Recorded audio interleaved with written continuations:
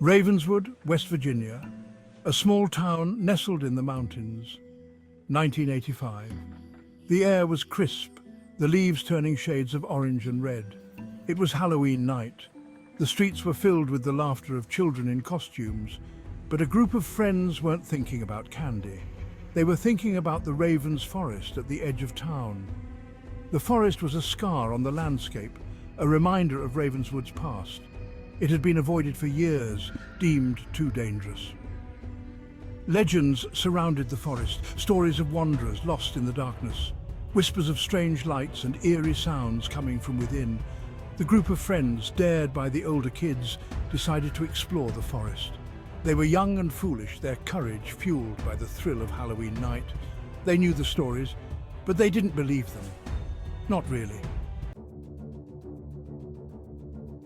There was Sarah, the cautious one, her heart pounding with a mix of fear and excitement. Tommy, the brave one, always ready for an adventure. Emily, the skeptic, trying to mask her fear with a show of bravery. And Michael, the quiet one, who never said no to a dare. They met at the edge of town, their breath misting in the cold air. They had flashlights, their beams cutting through the darkness. The mouth of the mine yawned before them, an abyss beckoning them closer. "Last one, there's a rotten egg!" shouted Tommy, already running toward the mine. He disappeared into the darkness, his laughter echoing behind him. Sarah, Emily and Michael exchanged nervous glances. The wind howled through the trees, sounding like a mournful cry. They hesitated for a moment, their fear battling with their curiosity. Then, steeling themselves, they followed Tommy into the darkness. The air inside the mine was cold and damp, heavy with the smell of earth and decay. Their flashlights danced across the rough walls, illuminating rusted tracks and crumbling timbers. They walked deeper into the mine, their footsteps echoing in the silence. They came to a fork in the tunnel. Two paths stretched before them, swallowed by the darkness. They stopped, unsure which way to go. Tommy pointed to the left. "This way," he said. "I heard there's an old elevator shaft down here somewhere."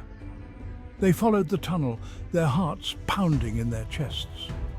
The air grew colder, and the darkness seemed to press in on them. The silence was broken only by their footsteps and their ragged breathing. They came to a large cavern, the ceiling disappearing into the darkness above. In the center of the cavern was a rusted metal platform, cables thick as a man's arm, stretched up into the darkness. It was the old elevator shaft. "Whoa," breathed Tommy, his eyes wide with awe. He stepped onto the platform, testing its stability. "Let's see if it still works." Before anyone could stop him, he grabbed one of the cables and pulled. The platform shuddered, and then, with a groan of metal on metal, it began to descend. Slowly at first, then faster and faster, plunging them into the darkness. Sarah screamed, her voice echoing in the shaft. Emily and Michael clung to her, their eyes wide with terror. Only Tommy seemed unafraid, his face illuminated by an eerie green glow from below. The platform continued its descent, dropping them deeper and deeper into the heart of the mountain. The platform shuddered to a halt, throwing the children against the railing. Sarah gasped for breath, her heart pounding in her chest. The green glow had vanished, and they were plunged into absolute darkness. Tommy was gone. "Tommy?" Sarah called out, her voice trembling. "Tommy, where are you?" There was no answer but the drip, drip, drip of water somewhere in the darkness. Sarah fumbled for her flashlight, her hand shaking so badly she could barely hold it steady. The beam flickered to life, cutting a shaky path through the darkness. "Tommy!" Sarah cried again, her voice echoing in the vast emptiness. She clambered off the platform, her flashlight beam searching the darkness. She found Emily and Michael huddled together, their faces pale and drawn. But Tommy was nowhere to be seen.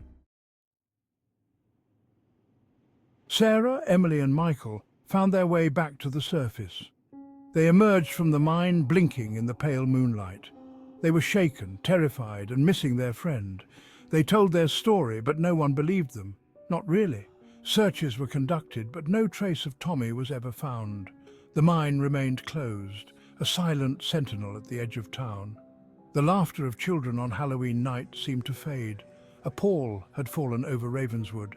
Years passed, but the mystery of Tommy's disappearance was never solved. Some whispered that the mine had claimed him, just like the miners of old. Others said he had run away, unable to face what he had seen in the darkness. But the truth, like the mine itself, remained buried deep underground, and Ravenswood was never the same.